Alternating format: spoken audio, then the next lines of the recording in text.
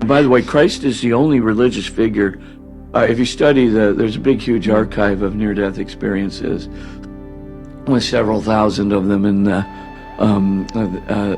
you can actually research them.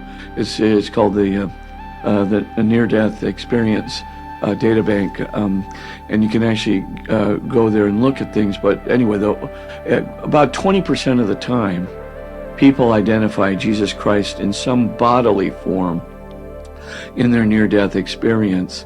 They don't, less than 1% of the time, every other religious figure. Wow. So it's like Muhammad or Vishnu or whatever, Buddha. So but almost 20% of the time, Jesus is identified. And then Jesus additionally is identified as the loving white light. Sometimes they just call the loving white light God, sometimes Jesus. But the point is definitely very much associated with Christianity. And I've got some of those things footnoted again in my book, Science at the Doorstep to God. And so this idea of soul-body separation at death, which is death, yeah, right? The sort of philosophical definition of death is soul-body separation. Well, yes, and of course you can resuscitate a patient if it's just, for example, a heart matter or a drowning or something of that nature. And so soul-body separation can happen sometimes when there is still a few sputterings of neurons like I said, in the lower brain. So, because the heart attack, is so sudden that the soul-body separation almost happens, right away. For all intents and purposes, in the near-death experiences, once resuscitation measures are taken, that soul goes literally, they might be at the brink of heaven, talking to their relatives, being, completely engulfed by a loving white light. They identify as Christ or something, and then bingo, they're right back. So they go through the dark tunnel into the light that's beyond, and then all of a sudden they're pulled back. And that also includes people who have a dark experience. So about 80% of adults more or less have a very good experience.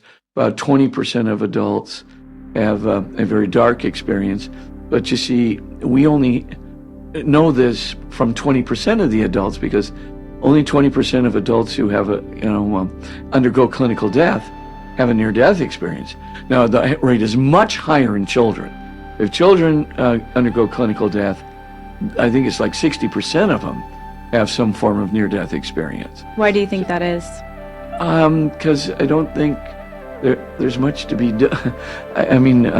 There are certain things that need to be determined in the case of an adult, things that need to be worked out before maybe judgment can occur, or things that need, maybe there's a purgative state that's going to take place, or something of that nature. So, adults typically, maybe it's just their memory. They don't remember it as well, because maybe they have a higher incidence of dark experiences. Children who have near-death experiences, almost 100% have good ones. Whereas if you get to adulthood, it's an 80-20 split. Wow. And when you say they have a dark experience of the near-death, it's like a hellish experience, like they would be going to hell potentially. Yeah, a lot of them are hellish with demonic beings, but some of them are like very lonely. And is that because, theoretically, again, talking spiritually now, in terms of, well, the soul is spiritual, but talking in terms of, our faith, Christianity, that's because perhaps they didn't want to be with God. And so upon death, maybe their final choice of, I don't want God who is love, then their near-death experience is like this radical existential isolation, which is ultimately hellish, because they're rejecting love and God. I agree.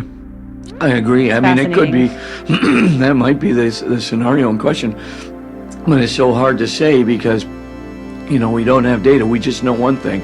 People who have hellish experiences, when they come back, the vast majority reform their lives. They want to become Christian. They Wow. Yeah,